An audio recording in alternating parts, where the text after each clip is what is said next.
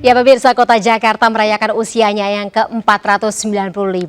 Selama ini kita mengenal Jakarta yang juga merupakan ibu kota Indonesia menjadi pusat pemerintahan semenjak era kolonial Belanda. Hampir 5 abad berjalan. Selalu seperti apa rupa ibu kota saat ini jika dibandingkan dulu? Dan untuk membahasnya lebih lanjut sudah terhubung via sambungan Zoom Yahya Andi Saputra, sejarawan dari Lembaga Kebudayaan Betawi. Selamat sore Bang Yahya, Assalamualaikum. Selamat sore, waalaikumsalam warahmatullahi wabarakatuh. Waalaikumsalam warahmatullahi wabarakatuh. Assalamualaikum malah kayak abang Jakarta instead of none Jakarta. Bang Yahya, Ya. seneng nggak sih Bang gitu melihat ingar-bingar perayaan hari jadi kalau dibandingkan sama tahun lalu yang kita hitungannya lebih lebih syahdu gitu. Ya, apanya? Seneng nggak Bang tahun ini lebih rame gitu? Sebagai anak sini, saya senantiasa merasa girang, merasa bahagia kalau ada sesuatu yang itu menggambarkan orang-orang Betawi. Jangankan pada saat hari jadi kota ini, pada saat hari-hari tertentu pun seperti Lebaran, seperti kita orang ngawinin, seperti kita melihat orang perlombaan ini, perlombaan itu kebahagiaan yang luar biasa yang saya rasakan begitu ya Non. Jadi kalau misalnya warga Betawi atau orang Betawi itu memang suka yang rame-rame terus kemudian guyup seperti itu ya Bang? Salah satu kehidupan yang biasa dilakukan dan akhirnya itu menjadi peradaban bagi masyarakat Betawi adalah seperti itu. Mereka hidupnya cair. Jadi itu karena mungkin barangkali kan mereka ada pengaruh pesisir, kemudian pengaruh tengah yang sedemikian riuh rendah dengan masukan-masukan peradaban dan unsur-unsur lain, kemudian juga kawasan pinggir yang begitu banyak menghasilkan sesuatu yang bisa dinikmati oleh orang-orang kita. Jadi buah-buahan, macam-macam kesenian. Jadi itu semuanya diaduk menjadi satu, akhirnya menjadi satu kebahagiaan. Bagaimana kalau kita non bisa melihat misalnya ada kembang kelapa, itulah salah satu simbol kita riang, kita cair, kita gembira, kita meriah. Itu yang kita suka salah satunya. Nah, Bang Yahya, 2 tahun pandemi COVID-19 berjalan, banyak sekali kayaknya acara-acara yang tidak dilaksanakan tadi ya, secara ingar-bingar, secara rame-rame gitu, secara happy-happy gitu. Yang paling Abang kangen ini dari festival atau katakanlah perayaan yang identik dengan kebudayaan Jakarta apa tuh Bang? Kita selama 2 tahun terakhir itu kan kita celentang ya, orang Betawi bilang celentang, nggak bisa apa-apain, atau tengkurap atau tiarap gitu ya. Diem aja. Kemudian di dalam ketiarapan itu kita menghayalkan sesuatu yang memang sudah hidup di dalam kita punya otak, di dalam kita punya kepala. Ada memori-memori yang tertinggal pada saat kita tengkurap itu. Kita membayangkan, betapa asiknya kalau saya bisa bersilaturahim kepada saudara saya, kita mengungkapkan segala sesuatu, kita ngerangkul bersama-sama, kita makan bersama-sama. Jadi suasana hati seperti itu yang memang hilang pada 2 tahun terakhir ini. Jadi itulah ketika misalnya kita berdoa COVID ini akan hilang dengan sendirinya, dan disitulah kita bisa mengekspresikan semuanya kegalauan dan semua kita bisa bayar utang di situ. Jakarta kembali seperti kitanya semula ya. Tapi Bang Yahya, ini kita bolak-balik kan ngucapin selamat ulang tahun, tapi kayaknya nggak banyak yang tahu kenapa sih tanggal 22 Juni ini ditetapkan sebagai hari jadi Kota Jakarta.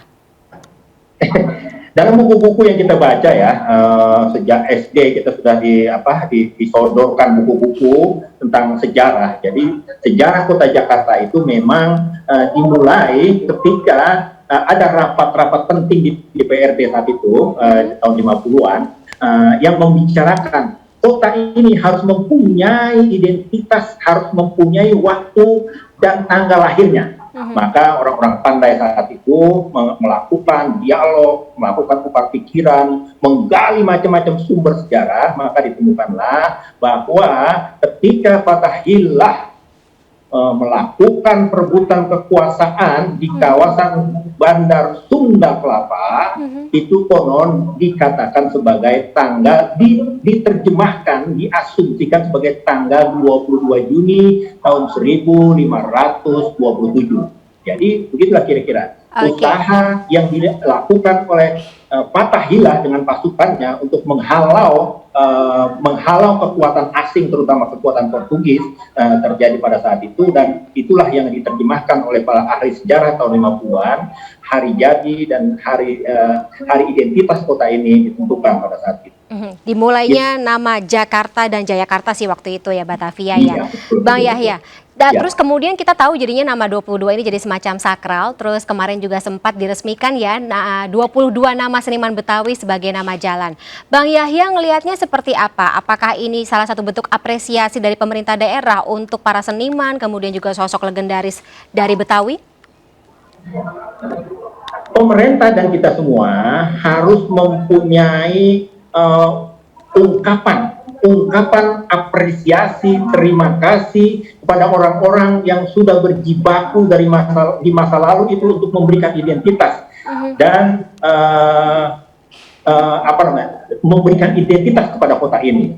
Maka ketika misalnya Mahbub Junaidi, Mualim Teko, Haji Bokir, kemudian Pak Nori, juga yang lain-lainnya itu ditetapkan sebagai nama jalan, bagi saya antara gembira dan tidak gembira. Gembiranya karena memang pemerintah dan kita semua menghargai perjuangan mereka, karena mereka sudah dari dulu, kalau orang-orang sekarang bilang tuh sudah berdarah-darah mereka menghidupi identitas kota ini. Jadi begitu. Dan di samping lain memang saya merasa bersedih kalau nama jalan itu cuma dipatok sebagai nama jalan, sementara ruang-ruang lain untuk seniman-seniman itu dapat berekspresi tidak dibuka seluas-luasnya. Jadi itulah kontroversi yang saya rasakan ketika pemerintah mengapresiasi begitu tinggi nama-nama orang dan tokoh-tokoh Betawi itu menjadi nama jalan, sehingga kita bisa membuka perspektif literasi kita bahwa ini harus kita pelajari, bahwa Haji Bokir harus kita tahu bahwa Mahbub Junaidi harus kita tahu, bahwa dan yang lain-lain seperti itu. Jadi ada literasi yang memang harus kita buka seluas-luasnya. Jangan sampai kita nanti tinggal di kota ini tidak paham apa yang terjadi di kota ini selama bertahun-tahun dan berabad-abad itu. Siapa saja di antara mereka yang sudah memberikan kontribusi kepada kemajuan, kepada hingar-bingar, kepada cahaya-cahaya yang tersebar di kota ini. Gitu, kira-kira. Kalau menurut Bang Yahya sendiri, literasi tersebut sampai dengan saat ini masih katakanlah dibantu atau diwadahi oleh pemerintahan provinsi? Iya, tentu saja iya, tapi tentunya itu masih kurang, masih perlu perbaikan. Masih jauh dari harapan kita, karena jangankan itu yang baru, yang pembuatan penghargaan pemberian nama jalan itu, undang-undang Perda nomor 4 tahun 2015 tentang pelestarian kebudayaan Betawi pun itu masih belum banyak orang-orang di Jakarta itu yang paham. Sehingga iya, gitu kira-kira. Belum pahamnya ini karena tadi kurang sosialisasi atau kurang orang-orang yang katakanlah menjadi semacam influencer. Kalau zaman sekarang kan taunya influencer, kemudian orang-orang yang dipekerjakan untuk itu ya meliterasi pengetahuan tersebut gitu kepada generasi muda yang lebih banyak membacanya lewat media sosial seperti itu, Bang. Iya, betul. Memang banyak peraturan, banyak perda, banyak perbu, banyak induk yang dikeluarkan yang jika ditafsirkan untuk kebahagiaan, kemesraan hidup bersama, untuk peninggian identitas kita, itu sudah banyak dikeluarkan oleh pemerintah Provinsi DKI Jakarta dan juga pemerintah pusat tentunya. Kalau pemerintah pusat kan terakhir itu mereka mengeluarkan Undang-Undang Nomor 5 tahun 2017 tentang pemajuan kebudayaan. Di situ jelas bahwa semua unsur kebudayaan yang universal dari tiap-tiap kita ini wajib dientaskan kembali, wajib diperkenalkan kembali. Itu sudah puluhan bertumpuk-tumpuk keluar, tapi sosialisasi terhadap itu memang masih jauh daripada harapan kita. Jadi gitu, Pak. Noted, semoga ini dipertimbangkan loh oleh pemerintahan provinsi ya. Nah, Bang Yahya, sosok Abang kan juga identik ya dengan seni bela diri Betawi. Silat apa Bang kalau boleh tahu Bang, dan bagaimana Abang melihat perkembangan silat tersebut saat ini? Sejak tahun 1900, pokoknya sejak itu ya, sejak reformasi, itu kan kegiatan kemahasiswaan dan segala macam kegiatan kita itu terus-menerus gitu ya, terus-menerus terjadi. Dibuka sedemikian luasnya. Maka mulai saat itu saya rasa beberapa aktivis, beberapa seniman ya, terutama dalam hal main pukulan ini memang sudah berani keluar, kemudian mereka mendirikan sanggar-sanggar, mengadakan pelatihan-pelatihan. Kalau dulu kan dia melakukan pelatihan itu kan pada malam hari, jadi orang-orang nggak mau ikut campur. Sekarang sudah membuka, apalagi kemudian pemerintah kita, ya, misalnya ada lembaga kebudayaan Betawi bersama dengan dinas kebudayaan provinsi DKI Jakarta mengajukan usulan supaya silat itu mendapat sertifikat warisan budaya tak benda. Maka di Betawi itu, di Jakarta itu, silat-silat misalnya cingkrik, beksi, terus juga sabeni, kemudian ada kira-kira 8 jenis yang tidak sudah ditetapkan sebagai warisan budaya tak benda. Dan UNESCO pun sudah memberikan pengakuan bahwa silat itu menjadi warisan budaya dunia. Oleh karena itu saya rasa semakin ke sini seni main pukulan, seni bela diri silat itu semakin diminati oleh anak-anak muda. Karena saya mengikuti betul perkembangan mereka. Jadi cukup meriah lah kira-kira begitu. Menyenangkan ya, apalagi kan sekarang selagi zamannya tuh film superhero kan, film action gitu. Jadi semakin banyak mungkin ya aktor-aktor atau pesilat yang mungkin masuk gitu ke layar kaca untuk memperkenalkan lebih lanjut tentang bagaimana sih badass-nya gitu, badass-nya kita Indonesia gitu, para pesilat-pesilat dari Indonesia begitu ya Bang ya. Saya rasa Iko Uwais itu ya Non ya, Iko Uwais itu sudah memperkenalkan silat Betawi sampai Hollywood. Umumnya di Hollywood, gitu kan ya. Dia film-film kan dia keluar tuh. Kalau kita nonton sekarang itu luar biasa ya. Nah, pengakuan dunia terhadap silat kita.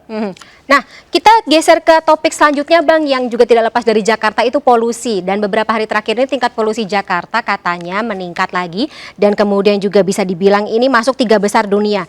Gimana Bang Yahya melihat dari perspektif Bang Yahya gitu, 2022 ini ketika pembatasan sudah mulai dilonggarkan kembali, terus kemudian polusi, gimana tuh Bang? Saya rasa kita harus memiliki kesadaran ya, bahwa kita harus memelihara dan mencintai kota ini. Kita mempunyai ibu ya Non ya, kita mempunyai ibu emak yang melahirkan kita. Seyogianya kita sebagai penduduk kota Jakarta ini menempatkan kota Jakarta ini sebagai emak kita juga. Emak kita itu beduk subuh kita BAK, mereka gila anakku sudah begini, kemudian jam 1 malam kita segala macam, kamu nangis, dan nggak ada marahnya. Mak kita kepada kita tuh, kalau cinta kita kan sepanjang galah, tapi kalau cinta mak kita tuh sepanjang-panjangnya. Jadi dunia ini masih kurang, rasa cinta itu, luasnya dunia ini masih kurang, mak kita mencintai kita itu. Oleh karena itu, kita harus memperlihatkan rasa cinta itu sehingga kita menahan diri untuk jor-joran menggunakan kendaraan atau hal-hal lain yang kira-kira mencemari kota kita ini. Mari sama-sama kota ini kita cintai sebagaimana kita mencintai mak kita yang sudah memberikan segala sesuatu, darahnya, keringatnya, tenaganya, dan semuanya kepada kita. Dan kita jadikan kota ini juga sebagaimana kita menghargai mak kita. Mak kita adalah mak bumi kita, dan mak kita adalah mak yang melahirkan kita, mak biologis kita. Gitu loh. Jadi ganti dari kendaraan pribadi ke transportasi umum itu juga salah satu bentuk cinta kepada emak kita, Bang Yahya? Kalau kita memahami niat pemerintah mengeluarkan peraturan moda transportasi umum itu untuk tujuan itu, maka itu adalah engkau, wahai saudara-saudaraku yang menyaksikan tontonan ini, tayangan ini, engkau menjadi manusia yang luar biasa hebat karena engkau sudah menghargai itu dan menghargai emak kamu. Kamu enggak pengen mencemari emak kamu dengan hal-hal yang enggak ada gunanya kamu lakukan itu. Jadi saya rasa begitu, Non. Nah, tadi mencintai ibu kota dengan menggunakan transportasi umum alih-alih atau katakanlah sepeda ya, alih-alih kendaraan pribadi yang juga jadi salah satu faktor utama yang menimbulkan polusi di Jakarta. Kita bicara mengenai kemiskinan nih Bang. Ini ibu kota Jakarta. Ya dikit lagi sih nggak jadi ibu kota lagi ya Bang, tapi tetap akan jadi ibu kota atau katakanlah jadi kota tersibuk di Indonesia. Gimana Bang Yahya melihat perbedaan antara tingkat kesejahteraan warga Jakarta, kaya, menengah, miskin? Sejak dulu itu udah ada di sini diciptakan. Pada masa kolonial itu kan sudah jelas. Pemerintah kolonial itu menerapkan sistem itu. Jadi tingkat atas itu mereka. Tingkat kedua itu timur asing, dan tingkat paling rendah itu adalah kita, inlander mereka sebutnya. Dan itu dari dulu sampai sekarang menyelesaikan itu memang rada-rada banyak hal yang harus Kompleks kita pertimbangkan. Ya, kompleks, harus kita pertimbangkan ini. Tapi memang intinya kota ini dari zaman dahulu kala, itu memang sudah menjadi magnet. Apapun di kota ini akan menjadi sesuatu yang menyenangkan buat mereka. Jadi mereka sambil leha-leha sekalipun itu melahirkan keuntungan buat dia. Jadi magnet itu dari dulu zaman sekarang, bahkan ahli-ahli perkotaan, ahli-ahli sosiologi sudah menuliskan itu penuh bahwa ini magnet. Kemudian mereka rela meninggalkan segala sesuatu di kampungnya, padahal di kampungnya itu memberikan sesuatu yang menjanjikan hidupnya.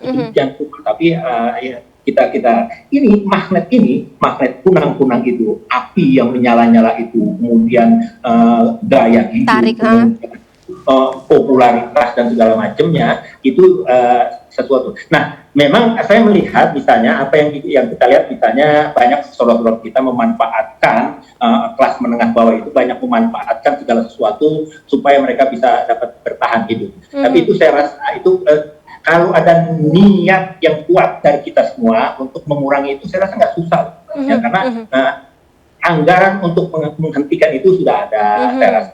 Karena saya membaca beberapa, wah ini anggaran begini ada, dan itu bisa dihindarkan. Jadi nasib dari dahulu kota Jakarta itu memang senantiasa ada kontras kehidupan seperti itu. Itu sesuai sejarah sebenarnya sudah ada, tapi tinggal bagaimana pemerintah kita bisa meminimalisir jurang tersebut gitu ya, Abang.